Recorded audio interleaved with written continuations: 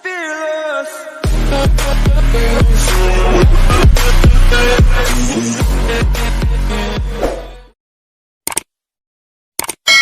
Salam Rahayu Bapak Ibu peserta PPG. Selamat datang kembali di channel Beli Alit, channel yang berbagi seputaran PPG. Pada video kali ini saya akan berbagi, memberikan contoh bagaimana mendeskripsikan 6 komponen tugas yang ada di portofolio.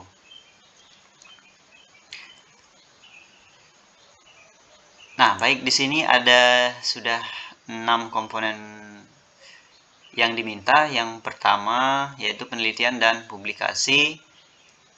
Kemudian yang kedua refleksi diri, 3 mencari informasi baru, 4 mengembangkan karya inovasi, 5 prestasi, dan 6 pengabdian.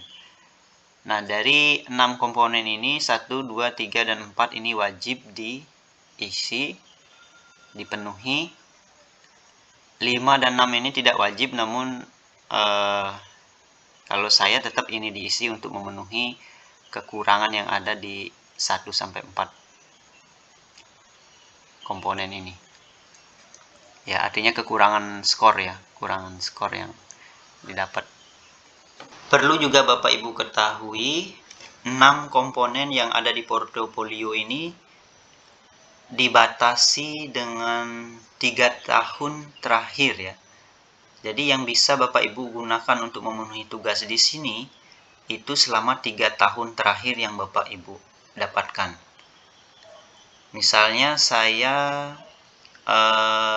PPG-nya Agustus dimulai dari Agustus 2022. Kemudian kita hitung mundur 2022, 2021, 2020, 2019. Nah, jadi 2019 Agustus 2019 sampai Agustus 2022. Nah, ini yang bisa digunakan untuk memenuhi tugas yang ada di portofolio ini. Sekali lagi, ini pada waktu saya ya, artinya yang panitianya meminta seperti itu.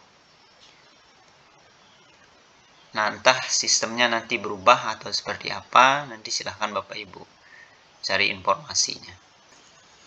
Baik, langsung saja bagaimana contoh mendeskripsikan. Nah, ini mulai dari yang pertama yaitu deskripsi karya ilmiah. Ya, karya ilmiah mungkin Bapak Ibu punya PTK yang sudah diseminarkan maupun belum ya. Kalau saya di sini berupa artikel yang sudah dipublikasi. Nah, deskripsinya seperti ini. Publikasi ilmiah sangat bermanfaat bagi guru karena dapat menunjang penguasaan kompetensi profesional guru, khususnya penguasaan ilmu pengetahuan yang menjadi bidangnya. Oleh karena itu, mengembangkan dan meningkatkan kompetensi profesional, saya menyusun naskah artikel dengan judul dan seterusnya. Mungkin kalau PTK bunyinya ya kalimatnya di sini diubah ya, bukan publikasi ilmiah gitu. Karya ilmiah atau penelitian tindakan kelas gitu, sangat bermanfaat bagi guru dan seterusnya ya. Sesuaikan lagi Bapak Ibu. Kemudian deskripsi yang kedua yaitu refleksi diri. Nanti akan saya buatkan videonya juga, akan saya buatkan bagaimana contoh merefleksi. Ya, ada saya buatkan tabel. Ya, contoh merefleksi itu ada 3 yang saya refleksi. Nah, deskripsinya seperti ini. Sebagai seorang guru, saya selalu berusaha melihat permasalahan yang terjadi dalam proses pembelajaran dan berusaha untuk melakukan perbaikan-perbaikan terus-menerus. Kegiatan refleksi sangat penting dilakukan untuk mengatasi berbagai macam masalah dan perubahan zaman. Oleh karena itu, saya melakukan kegiatan refleksi meliputi refleksi penelitian, refleksi pengembangan diri, dan juga refleksi karya inovasi. Jadi ada 3 yang saya refleksi. Silahkan Bapak Ibu sesuaikan apa yang Bapak Ibu punya dalam hal karya inovasi ini. Bisa video pembelajaran, yang direfleksi, bisa penelitian atau PTK-nya, bisa juga sertifikatnya ya direfleksi juga bisa, salah satu diambil. Baik, yang keempat, deskripsi pencari informasi baru. Nah, dalam hal ini sertifikat ya Bapak Ibu, yang dimaksud. Jadi deskripsinya seperti ini: guru sebagai seorang profesional dituntut untuk selalu melakukan pengembangan diri secara terus-menerus. Dengan pengembangan diri, maka kompetensi profesional guru akan meningkat. Oleh karena itu, sebagai seorang guru, saya selalu berusaha untuk melakukan pengembangan diri. Salah satunya melakukan kegiatan pendidikan dan pelatihan atau diklat. Ya, silakan Bapak Ibu uraikan di sini pelatihan apa saja, ya. Judul-judulnya saja Bapak Ibu di sini yang diminta, yang diisi gitu, yang diisi. Nah, baik, yang keempat, deskripsi karya inovasi. Nah, di sini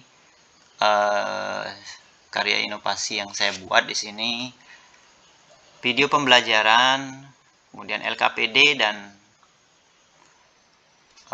PowerPoint.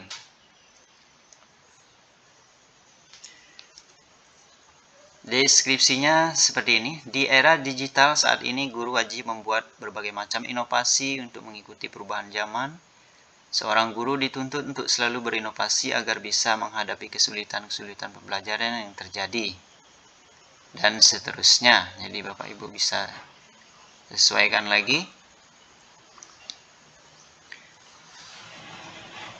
Kemudian deskripsi yang kelima yaitu prestasi.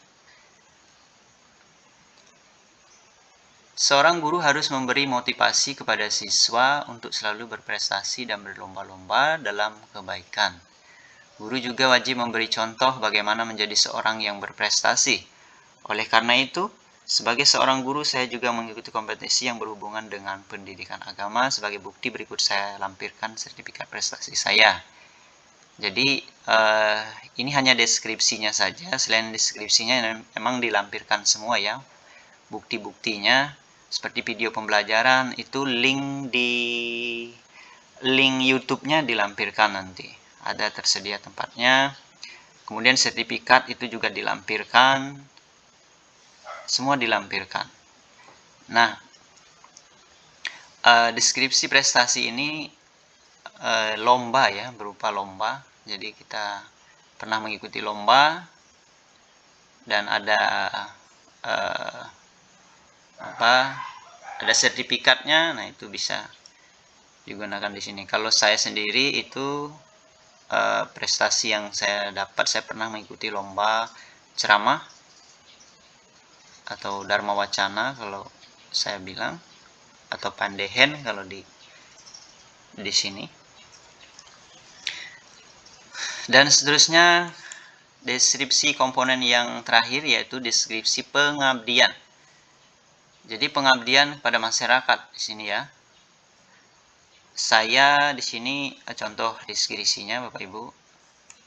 Ya, silakan Bapak Ibu baca juga dan sampaikan apa yang didapat ya. Kalau saya contohnya di sini, di tahun 2019 sampai tahun 2022 saya pernah menjadi ketua MGMP SMA SMK Kota Palangkaraya, panitia pelaksana kegiatan asesmen nasional berbasis komputer ANBK, sebagai teknisi peserta didik kelas 11 tahun pelajaran 2021-22 dan tahun pelajaran 22-23 sebagai proktor, panitia pelaksana penilaian akhir berbasis komputer, dan seterusnya. Jadi Bapak Ibu bisa lampirkan nanti SK-nya ya sebagai buktinya. Nah, ini hanya deskripsinya saja. Sekali lagi saya berbagi pengalaman dan ini contoh deskripsi yang saya punya. Silahkan Bapak Ibu menyesuaikan lagi, dibuat bahasanya yang lebih bagus lagi. Nah, ini contoh punya saya, silahkan Bapak Ibu kembangkan lagi, sesuaikan lagi dengan punya Bapak Ibu yang Bapak Ibu miliki ya. Terima kasih. Saya kira sampai di sini. Salam Rahayu.